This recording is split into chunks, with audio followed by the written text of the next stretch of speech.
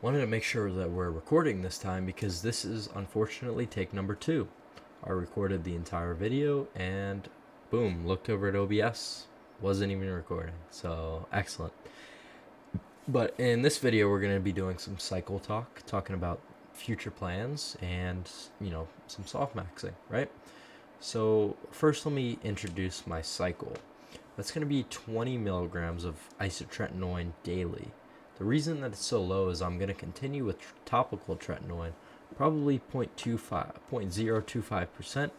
And if we could tolerate 0.05, then we will continue with that daily and trying to keep our skin barrier as intact as possible, because I believe in a mixed approach of attacking the sebaceous glands from the outside, the topical tretinoin, and from the inside with the oral isotretinoin powder.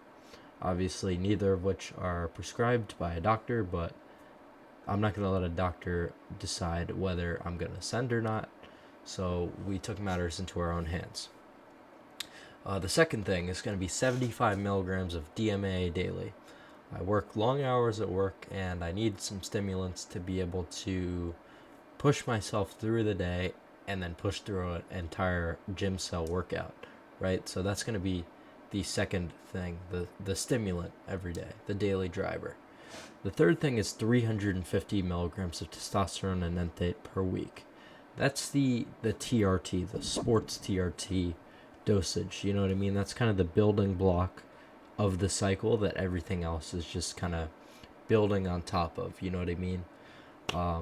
So what we're going to put on top of that to get that little extra boost and to have excellent nutrient partitioning and reduced facial bloating is going to be trenbolone enanthate at 50 milligrams per week, administered once per week. And as for the test, we will be running the test with once per day administrations to keep your hormones stable, because a lot of people don't do this and don't talk about this. If you want to reduce acne inflammation from roid cycles, you're going to want to inject every day.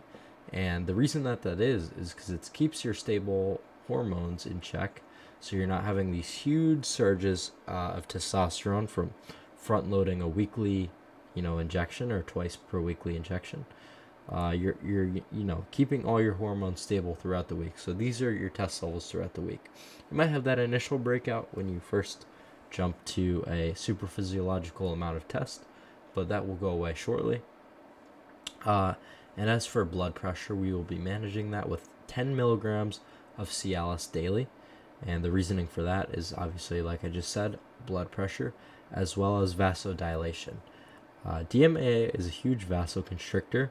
I still want to be able to achieve those pumps in the gym that make it so pleasurable and rewarding. So that's why we'll be using Cialis to kind of counteract the vasoconstriction of the DMA and still be able to achieve an equilibrium. And we will be doing 350 milligrams of melanotan 2 to coloring max. Obviously, you guys know about the O'Toole's pill by now. Trying to get dark skin, light hair, light eyes. It's all part of the soft maxing process, because your phenotype is responsible for about 2 PSL of your score, right? So tanning is crucial for your aesthetics, for your physique, for your face. And let's reduce sun damage. So you can tan with minimal sun exposure and not have that sun damage. I tan maybe an hour a week and was able to achieve a semi-dark coloring from just 2 weeks of tanning. And for the trenbolone, you're probably thinking prolactin. What are you going to do about prolactin? That'll be 300 milligrams of P5P daily. P5P is just vitamin B6, if you didn't know. And after 1 week of 300 milligrams of P5P, we will be tapering down to 100 milligrams daily of P5P, and that should be enough to counteract the progestogenic side effects of, only 50 milligrams of tren is not going to be anything unmanageable. We're not going to be doing Caber, because Caber is just absolutely brutal shit. You know what I mean? You don't want to be on Caber if possible, but nandrolone, then again, is very hard. The thing that we are going to use to manage the estrogen the aromatase, right, is going to be aromacin. We're going to do 5 milligrams of aromacin every other day. And the reason that's so low is obviously because our test is dosed pretty low. 350 is fairly moderate. Might not even need an AI, but I find, going with 5 milligrams every other day is a safe bet. And for our hair loss prevention protocol, that is going to be topical RU58841 every single day to block the DHT, which is the main contributor to hair loss. There is a huge myth that 19-Nor and nandrolone is gonna totally nuke your hair, but trenbolone really isn't that hair unsafe, and not a lot of people go bald from tren. So we're mostly gonna focus on the the anabolic hair loss rather than the androgenic hair loss. So the testosterone is obviously responsible for hair loss through 5A reductase. So we want to block that with RU. I'm not going to do any oral finasteride or dutasteride just because it's not very efficacious in blocking androgenic hair loss. So just sticking with the RU for now. If we see any problems on the temple region, then we will start using oral minoxidil and topical minoxidil just to be safe, but I doubt it's going to get to that point because I am obviously not genetically predisposed to that. If I was, then I'd be on finasteride already, because hair is life. If you go bald from roids, then you just are clueless, and you kind of ruin the point.